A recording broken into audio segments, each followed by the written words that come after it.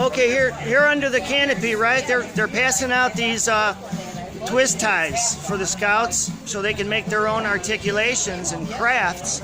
And it looks like they got a soldier all ready for battle, Gus. You can see Gus knows his cardinal direction points, right? North, south, east, and west. And he's got the cranium, the Will helmet on, right? And, you know, Gus is probably going to be one of the first test pilots with this new car at Ray Chevrolet that is run by Caraway seeds, right? So all you do is put the Caraway seeds in the tank, and then you got yourself a pop-up chauffeur, right? And that's what's nice about the cars at Ray Chevrolet. You can actually put telescopes in the Jeep or whatever, the Equinox, and you'll see up there, just like I was pointing out earlier, this profile, right? Let's go over here. Okay, right now we're looking out towards the Hydra constellation, right? And Ray's going to be jawboning, right?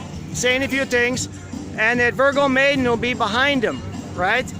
And you can see how this animation of the lower stem cell can occur, right? So there's Ray, and he's probably going to sing, right?